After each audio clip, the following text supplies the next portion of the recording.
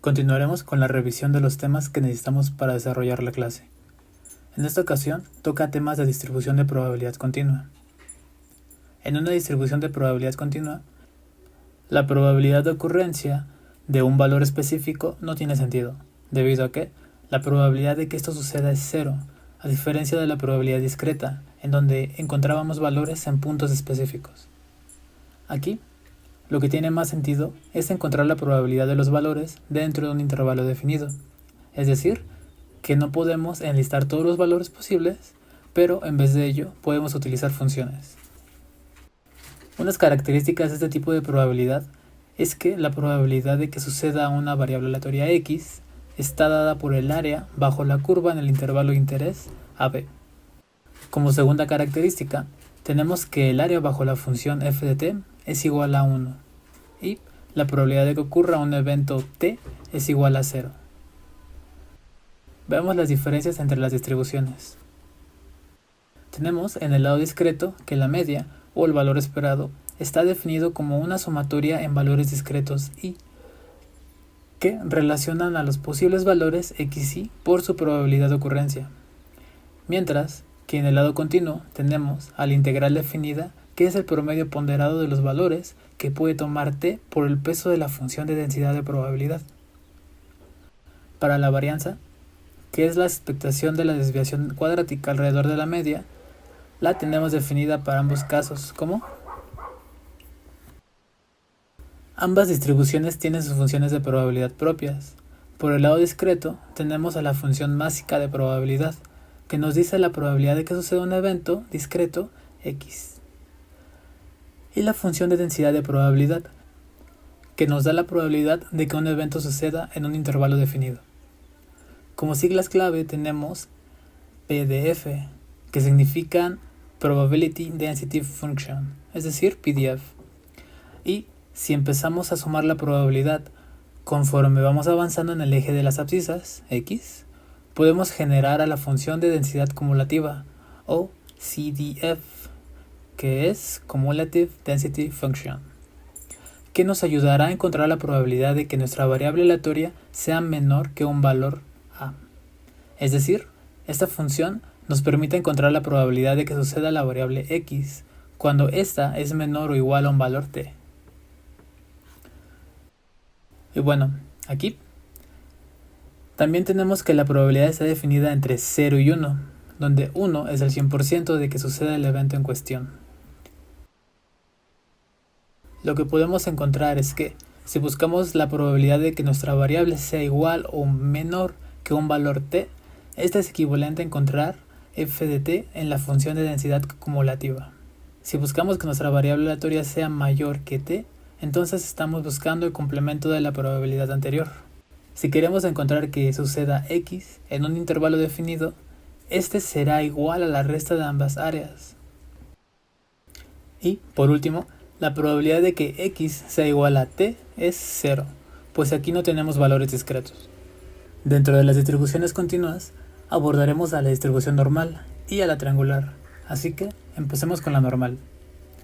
En la distribución normal, lo que decimos es que la variable aleatoria x está normalmente distribuida con la media, mu, y desviación estándar, sigma. De forma gráfica, esta distribución se ve como una campana, y nos movemos alrededor de mu con veces la desviación estándar.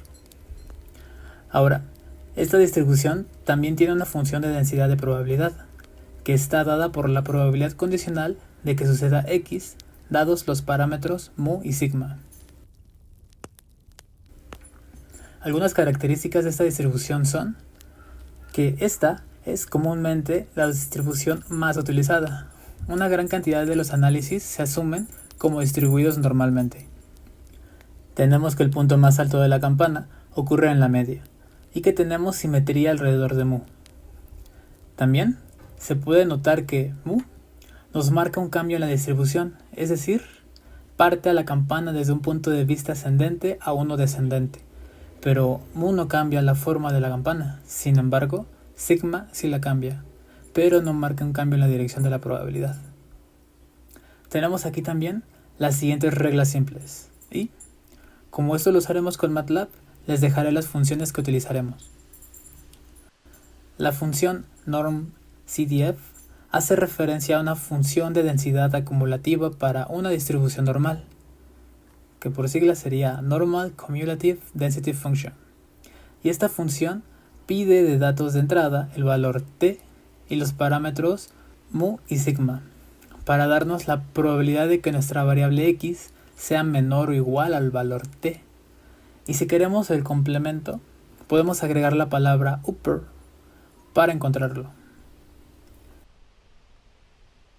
Esta distribución tiene una versión estandarizada a partir de un parámetro z, es decir, z es una variable de transformación para convertir a esta distribución en una adimensional, y así poder ocuparla para distintos casos, al solo tener que escalar los valores a partir del parámetro z, que nos dice el número de veces la desviación estándar que estamos alejados de la media.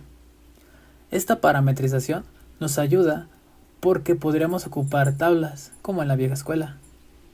Seguimos teniendo el área bajo la curva, que es 1, y el parámetro z puede tomar valores tanto positivos como negativos.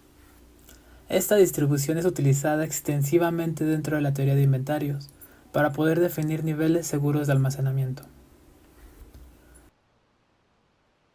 La función que utilizaremos en MATLAB para esa distribución será la misma que antes, pero con la diferencia de que solo le daremos el valor del parámetro z, y MATLAB sabrá que nos referimos a la distribución estandarizada. Si tuviéramos la probabilidad de que suceda un evento y quisiéramos saber qué valor z le corresponde, utilizaríamos la función norminv y le daríamos la probabilidad como dato para obtener a z. Para la distribución triangular, podemos decir que nuestra variable aleatoria x sigue una distribución triangular con parámetros a, b y c, en donde a es el valor mínimo, b el máximo y c es la observación más frecuente. La altura de este triángulo está dada por geometría y, como toda distribución de probabilidad, tiene su función de densidad, donde si x es menor que a, la probabilidad es 0. Si x está entre a y c, tenemos, por geometría, la expresión de la altura del triángulo de la izquierda. Si x está entre c y b, tendríamos la altura del otro triángulo. Y si x fuera mayor que b, entonces su probabilidad sería 0. Como tenemos tres valores, la media sale directamente de ellos, y la varianza se obtiene por definición de la expectación del cuadrado menos el cuadrado de las expectaciones de la variable aleatoria.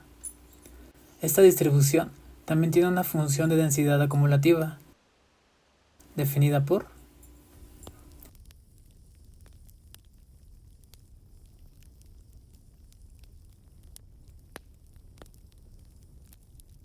con complemento.